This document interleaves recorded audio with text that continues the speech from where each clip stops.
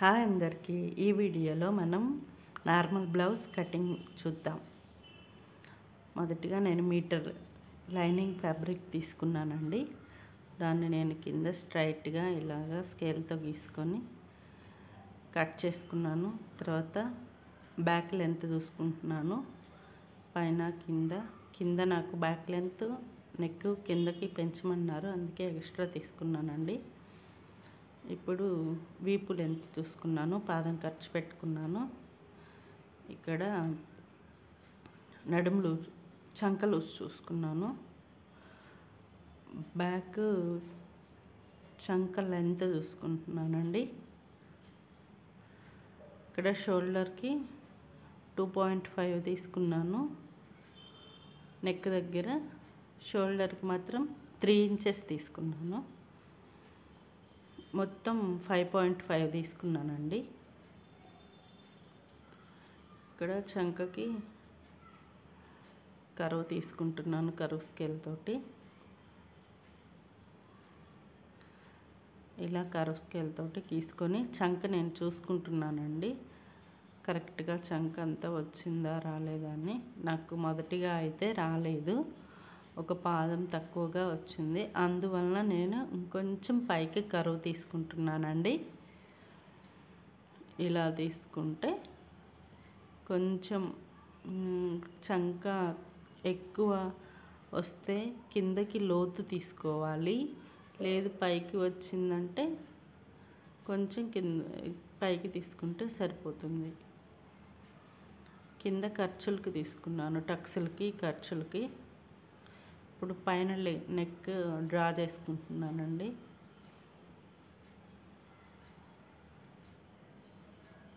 వీడియోలో చూపిస్తున్న విధంగా మీరు గమనించండి. నేను చెప్తున్నాను, నేను వీడియోలో ఎలాగైతే క్లాత్ పెట్టుకున్నాను, మార్కింగ్ పెట్టుకుంటున్నాను, కటింగ్ చేసుకుంటున్నానో మీరు చూడండి.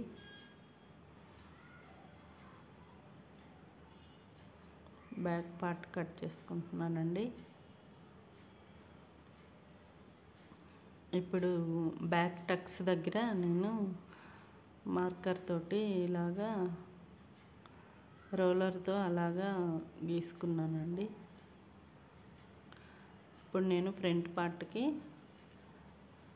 క్రాస్ వేసుకొని బ్లౌజ్ పీస్ ఫ్రంట్ పార్ట్కి చంక దగ్గర నుంచి షోల్డర్ వరకు డ్రా చేసుకున్నాను. తర్వాత నేను ఫ్రంట్ నెక్ లెంత్ చూసుకుంటున్నానండి. ఫ్రంట్ నెక్ షోల్డర్ దగ్గర నుంచి బ్యాక్ పార్ట్ వరకు కింద కొంచెం ఒక్క పాదం ఎక్స్ట్రా తీసుకోవాలండి. అది ఎలాగో కూడా నేను చూపిస్తాను, నేను తర్వాత బ్లౌజ్ తీసేసాక చూపిస్తానండి. అక్కడ నెక్కి ఒక పాదం ఖర్చు తీసుకున్నాను. ఇప్పుడు పైన నుంచి కూడా నేను ఒక పాదం ఖర్చు తీసుకొని డ్రా చేసుకుంటున్నానండి ఫ్రంట్ నెక్. అలాగా అదిగోండి అక్కడ ఇప్పుడు చూపిస్తున్నాను కదా, చూడండి. బ్యాక్ పార్ట్ కంటే ఒక్క పాదం నేను ఎక్స్ట్రా తీసుకున్నాను, ఎందుకంటే ఫ్రంట్ దగ్గర ఉక్సులు పెట్టుకున్నప్పుడు మనకి గుంతలు గుంతలు పడుతుంటుంది కదా, అలా రాకుండా ఉక్సులు పట్టి నీట్గా అద్దినట్టు వస్తుందండి. అలా ఒక్క పాదం ఫ్రంట్ ఎక్స్ట్రా తీసుకుంటా, బ్యాక్ కంటే చాలా నీట్గా వస్తుంది. ఫ్రంట్ పార్ట్ కట్ చేసుకుంటున్నాను. ఫ్రంట్ పార్ట్ కట్ చేసుకున్నానండి. ఇప్పుడు నేను ఫ్రంట్ పార్ట్కి మెయిన్ టక్స్లు ఎలాగ పొడవు, ఫ్రంట్ పొడవు ఎలా చూసుకోవాలి, టక్స్లు ఎలాగ పెట్టుకోవాలి, మనకి షేప్ ఎలాగ అనేది చూపిస్తానండి. ఫ్రంట్ క్రాస్ తీసుకుంటున్నాను. నేను అన్ని బ్లౌజ్తోనే తీస్తున్నానండి, ఎక్కడ టేప్ యూజ్ చేయటం లేదు. గమనించండి మీరు వీడియోలో.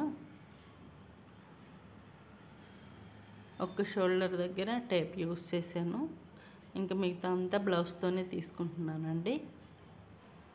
ఇలాగా ఫ్రంట్ వైపు మెయిన్ టక్స్ దగ్గర పట్టుకొని మనం షోల్డర్ దగ్గర నుంచి పొడవు చూసుకుంటున్నాను. బ్లౌజ్ పొడవు ఫ్రంట్ మెయిన్ టక్స్ దగ్గర నుంచి అక్కడికి పాదం ఖర్చు పెట్టుకున్నాను. ఇక్కడ ఉక్స్ పట్టి దగ్గర నుంచి మనకి నార్మల్ టక్స్కి ఖర్చుకి తీసుకున్నానండి. ఇప్పుడు చంక దగ్గర షేప్ పట్టికి వదిలేసి ఫ్రంట్ పొడవు చూసుకున్నాను. ఫ్రంట్ వరకు పాదం ఖర్చు పెట్టుకున్నానండి. అలా రౌండ్ గీసుకుంటున్నాను మనం తీసుకున్న మొత్తం కొలతలకి. ఇది మెయిన్ టక్స్కి తీసుకుంటున్నానండి. 4 తీసుకున్నాను మెయిన్ టక్స్కి. తర్వాత అటు 1 ఇంచు ఇటు 1 ఇంచు నేను మెయిన్ టక్స్కి మొత్తం 2 ఇంచెస్ తీసుకున్నానండి. ఇలాగా డ్రా చేసుకుంటున్నాను వీడియోలో చూపించిన విధంగా. చూడండి మీరు. ఇప్పుడు సైడ్ టక్స్లకు కూడా డ్రా చేసుకున్నానండి. ఇలా మనం డ్రా చేసుకున్నప్పుడు స్క్వేర్ ఇది అలాగా బాక్స్ లాగా స్క్వేర్ వచ్చిందంటే మనకి నీట్గా టక్స్లు వచ్చినట్టు అండి. అలాగే చెక్ చేసుకోండి. వీటన్నింటికి రోలర్ తోటి నేను మార్కింగ్ పెట్టుకుంటున్నాను. 2 సైడ్స్ మనకి గుర్తుండేలాగా. 1 సైడే మనం మార్క్ చేసుకున్నాం కదా, ఇలా రోలర్తో అనుకుంటే 2 సైడ్స్ మార్కింగ్ పడుతుంది. మనకి స్టిచ్ చేసుకునేటప్పుడు ఈజీగా ఉంటుంది. ఫ్రంట్ భాగం షేప్ వరకు కట్ చేసుకుంటున్నానండి. మెయిన్ టక్స్కి ఘాటు పెట్టుకుంటున్నాను. మిగతా టక్స్లన్నింటికి కూడా నేను ఇలాగా గుర్తుండేలాగా కట్ పెట్టుకుంటున్నానండి చిన్నగా. అంతే అండి ఇంకా ఫ్రంట్. ఇప్పుడు మనం హ్యాండ్ చూద్దామండి. హ్యాండ్ని ఇలాగా 4 ఫోల్డింగ్స్ చేసుకుంటున్నాను. లెంత్ చూసుకుంటున్నానండి.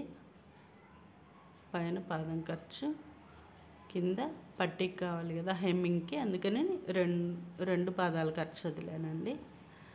ఇప్పుడు చంక లూజ్ చూసుకున్నాను హ్యాండ్కి. తర్వాత ఇలాగా రివర్స్లో వేసుకొని బ్లౌజ్ మనం చూసుకున్నామంటే మన బ్లౌజ్తోనే మనము చంక డౌన్ కూడా హ్యాండ్తోనే చూసుకోవచ్చండి. ఇంత పెట్టాలి, 7 పెట్టాలి, 8 పెట్టాలి చంక డౌన్ అని డౌట్ లేకుండా మనం ఆ హ్యాండ్తోనే అలాగ రివర్స్ వేసుకున్నామంటే వాళ్ళ హ్యాండ్కి ఎంత ఉందో సేమ్ అంతే మనం పెట్టగలుగుతామండి. కన్ఫ్యూజన్ లేకుండా అలా కట్ చేసుకున్నారంటే హ్యాండ్ పర్ఫెక్ట్గా వస్తుందండి. హ్యాండ్ లూజ్ చూసుకుంటున్నాను. నాకు హ్యాండ్కి అయితే అతుకులు పడతాయండి. అవి నెక్స్ట్ నేను స్టిచ్చింగ్ పార్ట్లో చూపిస్తాను.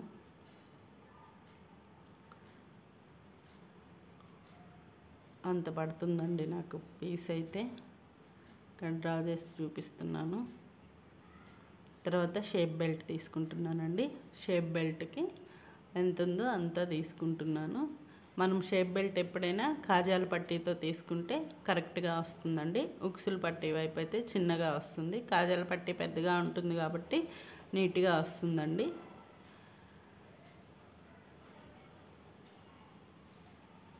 షేప్ పట్టీకి కూడా పైన ఖర్చు కింద ఖర్చు వదులుకున్నాను.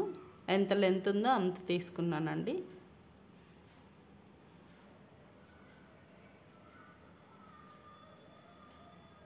ఇప్పుడు డ్రా చేసుకుంటున్నాను ఫ్రంట్ వైపు నుంచి.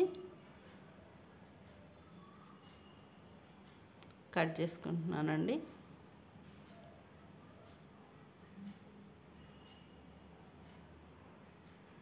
అంతే.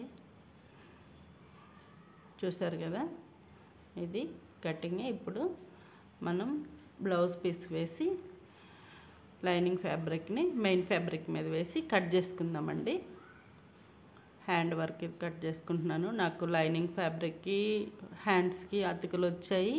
మెయిన్ ఫ్యాబ్రిక్కి హ్యాండ్కి అతుకులు పడ్డాయండి. హ్యాండ్స్ కట్ చేసుకున్నాను. బ్యాక్ కట్ చేసుకుంటున్నానండి.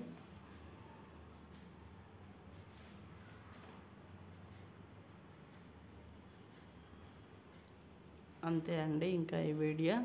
నా వీడియోస్ కానీ మీకు నచ్చినట్లయితే ప్లీజ్ లైక్ చేయండి, షేర్ చేయండి, కామెంట్ చేయండి. మరిన్ని ఇలాంటి ఎన్నో వీడియోస్ కోసం నా ఛానల్ని సబ్స్క్రైబ్ చేసుకోండి.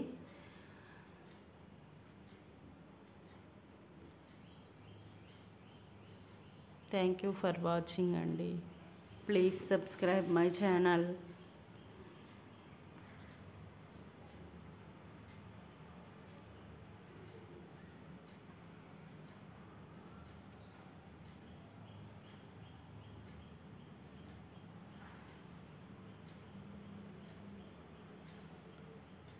ఫ్రంట్, బ్యాక్, హ్యాండ్స్, షేప్ పట్టీలు అంత క్లాత్ కరెక్ట్గా వచ్చిందండి.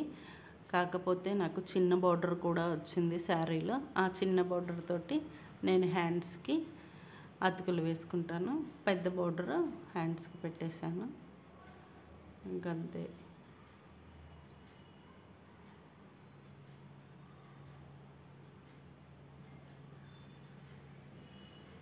ఇంకంతే ఈ వీడియో. Bye bye. Thanks for watching అండి.